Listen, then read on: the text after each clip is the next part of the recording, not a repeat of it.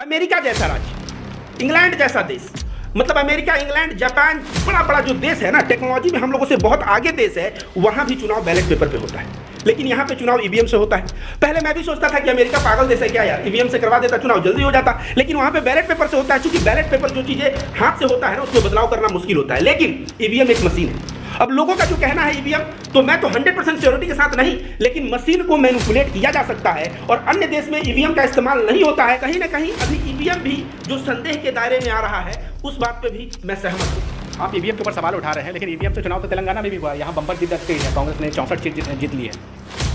कहा जाता है ना कि आदमी को बहुत बड़ा लॉस देना है तो थोड़ा लॉलीपॉप देना पड़ता है। कर्नाटक एक लॉलीपॉप था, तेलंगाना लॉलीपॉप हो गया, और तेलंगाना में सरकार गई किसकी? बीजेपी की सरकार गई। केसीआर तो पहले से ही बीजेपी को 10 बात सुनाता रहा है। तो समझिए बात, जब लॉलीपॉप देना होता है तो कहीं कहीं लॉलीपॉप दे दिया जाता है, और जहां बड़ा चीज आता है वहां पे लॉलीपॉप हटा दिया जाता है, और तब इन लोगों को समझ में आता है कि मेरे साथ खेला हो गया।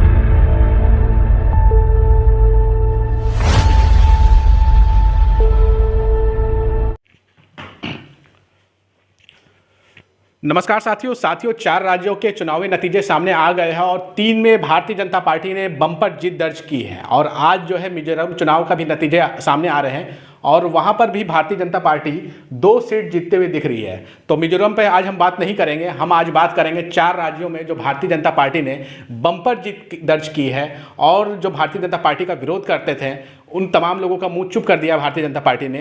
तो इसी पर आज हम चर्चा करेंगे। हमारे साथ रविकांत भारती जी हैं, जो कि एक सोशल एक्टिविस्ट हैं। इनसे हम बात करेंगे कि आखिर भारतीय जनता पार्टी ने ऐसा क्या कर दिया कि वो 3 राज्यों को जीत गई। क्योंकि आप तो बहुत विरोध कर रहे थे कि भारतीय जनता पार्टी चुनाव हार जाएगी, क्या हुआ? देखिए, कांग्रेस से बहुत बड़ी भूल हुई है। कांग्रेस जो है अपने शीर्ष नेताओं पे जो सोचा कि कमलनाथ का चेहरा पे मध्य प्रदेश जीत जाएंगे, गहलोत के चेहरा पे राजस्थान जीत जाएंगे और भूपेश बघेल के चेहरा पे छत्तीसगढ़ जीत जाएंगे, जबकि तेलंगाना में कांग्रेस जीता है तो रेवंत रेड्डी के नाम पे और एक एकदम नया चेहरा है। और लेकिन वहाँ पे राहुल गांधी, सोनिया गांधी, प्रियंका गांधी, इन सभी ने टाइम दिया। लेकिन मध्य प्रदेश, छत्तीसगढ़, राजस्थान में गांधी परिवार के लोगों ने टाइम नहीं दिया। क्यों? क्योंकि गहलोत, कमलनाथ और भूपेश बघेल, ये लोग इतने कॉन्फिडेंट थे कि इनको लगता था कि अपने छवि पे ही, अपने चेहरे पे ही यह जो है चुनाव जिता ले जाएंगे। लेकिन कहीं ना कहीं यह गलत साबित हुआ। तो राहुल गांधी और गांधी परिवार और कांग्रेस को कम से कम यह शिक्षा लेनी चाहिए कि अब नया नया चेहरा जो है ना, युग बदल रहा है, दौर बदल रहा है, नए चेहरे युवाओं को जगह दीजिए और वहां पे गांधी परिवार बैकअप में प्रचार करे और तब जो है कांग्रेस सत्ता में आनी ही आनी है। और जो इतना कॉन्फिडेंट हो रहे हैं ना लोग, तेलंगाना में मुझे अच्छे से याद है 2018 के चुनाव में मैं था, वहां पे कांग्रेस का हैंडबिल देने पे ना ऐसे फाड़ के तेलंगाना के लोग फेंक देते थे और कहते थे केसीआर जिंदाबाद। तेलंगाना में बहुत सारा स्टेटहुड का फीलिंग था, राज्य भक्ति बहुत ज्यादा थी। लेकिन आज जो तेलंगाना में केसीआर बहुत बहुमत से जीता था, मुकी खाया कि नहीं? तो ये चुनाव है, चुनाव में होता जाता रहता है। कांग्रेस की तरफ से डेफिनेटली स्ट्रेटजी में भूल हुई है और उसी का परिणाम जो है रिजल्ट देखने को मिल रहा है। अब 4 साल बाद, फिर हम लोग 5 साल बाद देखेंगे वहां पे अब फिर क्या आता है। आपको क्या लगता है कि जो इंडिया गठबंधन बना है और 2024 में मोदी जी को टक्कर देने की बात कही जा रही है कि इंडिया गठबंधन टक्कर देगा, क्या उनका मनोबल भी गिरा होगा? क्या कांग्रेस के जो कार्यकर्ता हैं वो बुरी तरीके से निराश हो गए होंगे और वो घर बैठ जाएंगे? देखिए, कहते हैं ना, जब आदमी का मनोबल गिरता है और जब निराश हो जाता है, तो निराश होने पे जब बाउंस बैक करता है ना, तो आदमी बहुत बड़ा चमत्कार भी कर जाता है। मुझे अच्छे से याद है 4 राज्यों का चुनाव अटल बिहारी वाजपेयी के समय हुआ था, 2004 के समय मुझे लगता है। और उसमें रिजल्ट में क्या हुआ? रिजल्ट में 4 राज्यों को बीजेपी एकदम क्लीन स्वीप मारी और बीजेपी जीती। अटल बिहारी वाजपेयी का कॉन्फिडेंस बहुत बढ़ गया और अटल बिहारी वाजपेयी 6 महीना पहले ही चुनाव करवा दिए और नतीजा क्या आया? बुरी तरह से हार गया। तो ऐसा नहीं कहा जा सकता कि ये 4 राज्य है तो 4 राज्य के बराबर पूरा सेंटर हो जाएगा। आज ये लोग सीख लिए हैं कि पूरा भात पकता है ना, तो एक भात को ऐसे छू लिया जाता है तो पता चल जाता है पूरा भात पक रहा है। लेकिन वो भात की बात है, यहाँ चुनाव की बात है। ऐसे कई एग्जाम्पल मैं आपको दे सकता हूँ जहाँ 4 राज्यों का चुनाव बीजेपी जीता हो और सेंटर में हार गया हो, और ऐसे कई एग्जाम्पल दे सकता हूँ जहाँ 4 राज्यों का चुनाव कांग्रेस जीता हो और सेंटर में हार गया हो। सेंटर का चुनाव राज्य के चुनाव से अलग होता है और लोग है सेंटर में अभी भी मैं कह रहा हूं कि सत्ता बदल सकता है। 100% कॉन्फिडेंस के साथ कोई ये नहीं कह सकता कि आएंगे तो मोदी ही। सेंट्रल के चुनाव में ही तो मोदी जी का चेहरा देखने को मिलेगा। मोदी जी जैसे शक्तिशाली राजनेता के सामने कैसे इंडिया गठबंधन टिक पाएगी, जबकि मोदी जो है मोदी जी दावा किए हैं कि वो जो है अब 450 में सिलेंडर दे देंगे। राजस्थान में, छत्तीसगढ़ में भी उन्होंने 500 रुपये में सिलेंडर देने का दावा किया है, नौकरियाँ देने की बात कर रहे हैं। उसके बाद कैसे वो हरा पाएगी इंडिया गठबंधन लोकसभा के चुनाव में? देखिए, मोदी जी का एक नाम पड़ गया है पनौती जी, आपको पता है ना ये बात। ये बताइए, जो चारों राज्यों में चुनाव हुआ है उसमें सबसे जबरदस्त कांग्रेस की जीत कहां हुई है? मध्य प्रदेश में। और मध्य प्रदेश में मोदी जी ना प्रचार करने नहीं गए थे, तो जहां मोदी जी एब्सेंट थे वहां जो है बीजेपी बहुत अच्छा परफॉर्मेंस किया, और जहां मोदी जी दिन और रात टाइम दिए वहां पे जो है नेक टू नेक फाइट हुआ है, कुछ 10-20 सीटों से जीता है। तो मोदी जी के चेहरे पे आप कह रहे हैं, मोदी जी का चेहरा अब ऐसा हो चुका है कि जब भी वो अपना चेहरा निकल के प्रचार करने जाएंगे तब भारतीय जनता पार्टी को क्षति होगी। अच्छा है, मोदी जी को मैं एक सुझाव देता हूं, 2024 के चुनाव के पहले योगी आदित्यनाथ थे, मामा जी, इन सभी से प्रचार करवाएं तो शायद वो सत्ता में आ जाएंगे, लेकिन स्वयं प्रचार करने जाएंगे तो वही हाल होगा जैसे वर्ल्ड कप में हुआ। रहा है कि भारतीय जनता पार्टी ने कुछ तो अच्छा कार्य किया होगा, कुछ तो उनके बातों पे भरोसा होगा, जो वो चुनाव लगातार जीतते जा रही है और इस बार भी चुनाव जीती है। देखिए, भारतीय जनता पार्टी कहीं ना कहीं, मैं मानूंगा इसका 2 कारण हो सकता है। एक तो लोग ईवीएम पे सवाल कर रहे हैं, उसके ऊपर मैं आता हूं, लेकिन पहले मैं अपना बात बता दूं। जहां पे लोग जो है ना अंधभक्त हो चुके हों, गोबर भक्त हो चुके हों, जहां वो लोग जनरल बॉगी में नेक टू नेक एकदम इतना भीड़ है कि सांस नहीं लिया जा रहा है, उस ट्रेन में बैठ के वो लोग बुलेट ट्रेन भारत में चलेगा उसका गुणगान करके वो लोग भारत पे गर्व कर रहे हो और भारत को विश्व गुरु बता रहे हो, तो ऐसे अंधभक्तों की तादाद जो है ना, अभी मुझे लगता है कि महंगाई का कोड़ा और इन लोगों को बेरोजगारी का कोड़ा अच्छा से पड़ा नहीं है। अच्छा है, मैं तो भगवान से मना रहा था, इन लोगों ने दिया है, अब 5 साल और भुगतेंगे और रगड़े जाएंगे तो इनको मजा आएगा। तो मुझे अंधभक्तों की तादाद ज्यादा है, यह समझ में आ रही है। दूसरा, अमेरिका जैसा राज्य, इंग्लैंड जैसा देश, मतलब अमेरिका, इंग्लैंड, जापान, बड़ा बड़ा जो देश है ना, टेक्नोलॉजी में हम लोगों से बहुत आगे देश है, वहां भी चुनाव बैलेट पेपर पे होता है, लेकिन यहाँ पे चुनाव ईवीएम से होता है। पहले मैं भी सोचता था कि अमेरिका पागल देश है क्या यार, ईवीएम से करवा देता चुनाव जल्दी हो जाता, लेकिन वहाँ पे बैलेट पेपर से होता है। चूंकि बैलेट पेपर जो चीज़ें हाथ से होता है ना, उसमें बदलाव करना मुश्किल होता है, लेकिन ईवीएम एक मशीन है।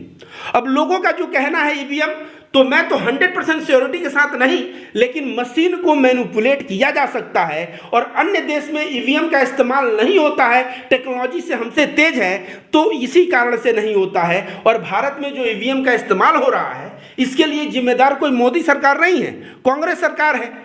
कांग्रेस सरकार के समय ईवीएम आया तो कांग्रेस सरकार को तब नहीं सोचना था कि भैया मैं बैलेट पेपर से चुनाव करवाऊं। तो कहीं ना कहीं अभी ईवीएम भी जो संदेह के दायरे में आ रहा है, उस बात पे भी मैं सहमत हूं।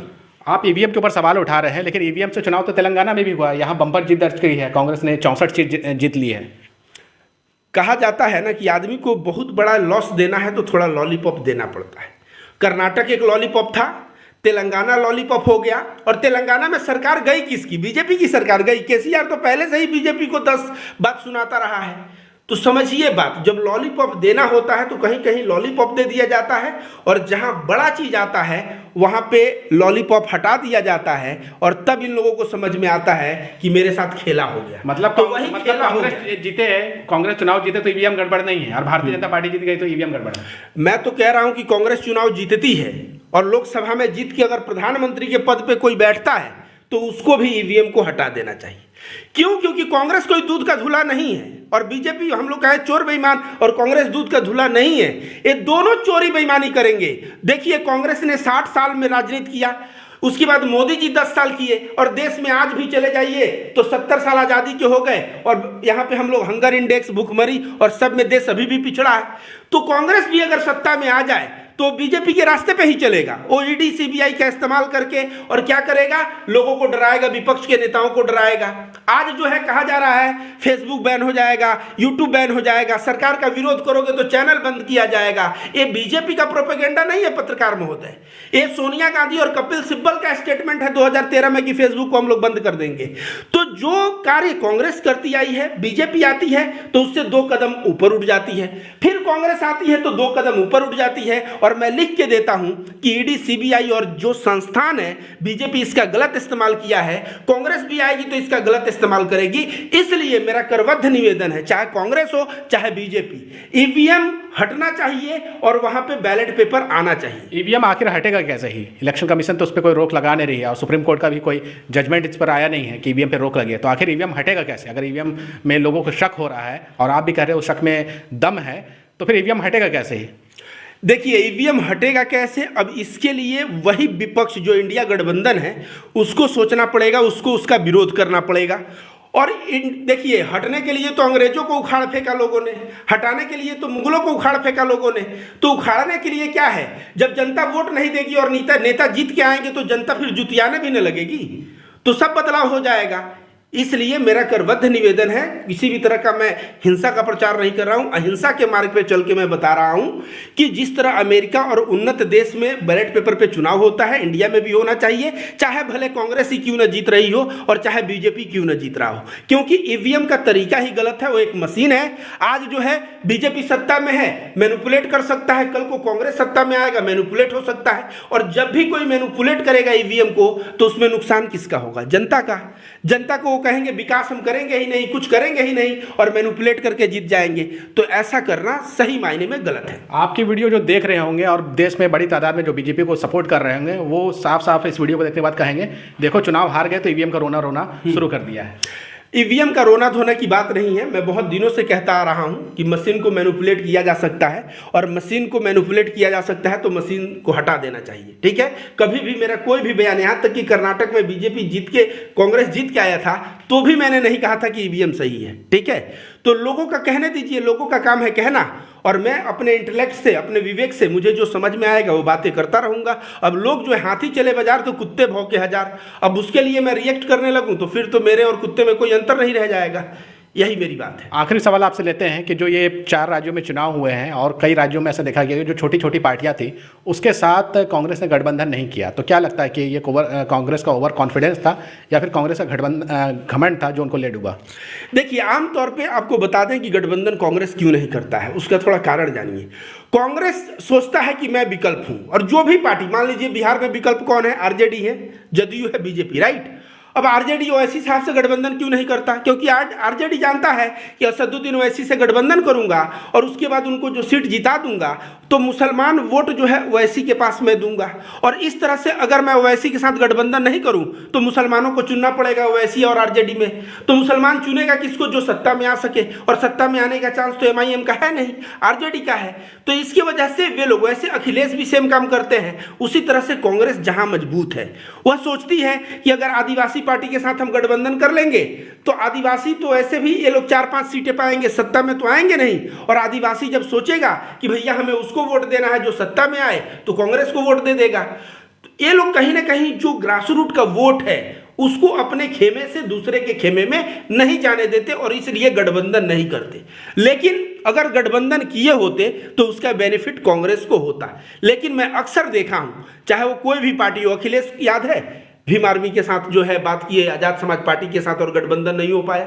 तो ऐसे गठबंधन नहीं हो पाता है क्योंकि इन लोगों को अपना वोट बैंक इतना प्रिय है कि जनता का इंटरेस्ट भाड़ में जाए, और गठबंधन नहीं करने का नुकसान जो है जनता को ही होती है।